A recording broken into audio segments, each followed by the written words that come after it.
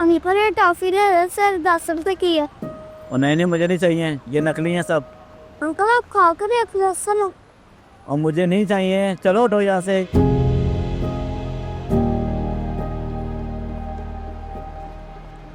बेटा ये अंकल, इधर आओ, मेरी बात सुनो। अंकल ये टॉफी ले ले। टॉफी भी ले लेता हूँ बेटा, पहले ये तो बताओ, ये टॉफी तुम्हें किसने लेके दी है? अंकल ये मेरी अम्मी ने लेके दी है। बेटा आपकी अम्मी किधर है?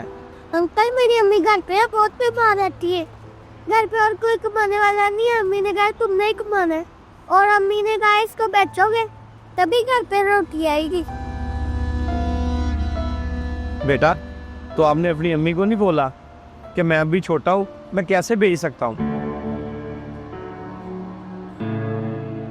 अंकल अम्मी ने कहा तुम कमाने के काबिल हो चुके हो। बेटा ये कितने की साड़ी हैं?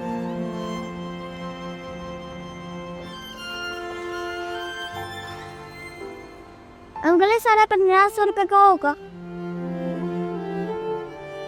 बेटा ये सारी टॉफियां मुझे दे दो।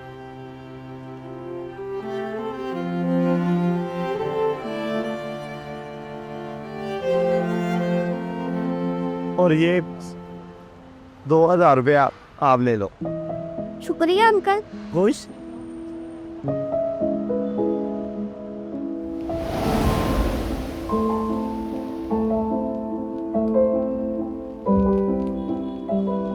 गुर्बत ने बचपन की मासूमियत को बोझ में बदल दिया।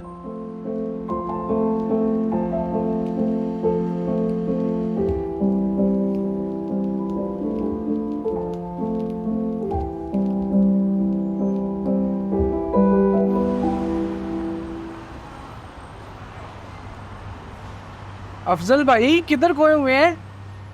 और ये इतनी ज्यादा टॉफियां? सामा, टॉफियां तो बच्चों के ख्वाब का जायका होती है, लेकिन आज एक बच्चे को देखा जो अपने ख्वाब बेच रहा था। बस मुझसे रहा नहीं गया और मैंने उसके सारे ख्वाब खरीद लिए।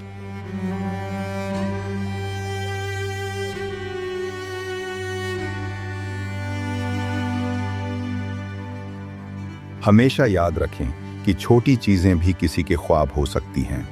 इन्हें हिकारत से नहीं, इज्जत से खरीदें। क्या हम सबको ऐसे बच्चों से इज्जत के साथ चीजें खरीदकर इनका हौसला नहीं बढ़ाना चाहिए? अपनी राय कमेंट में लिखें।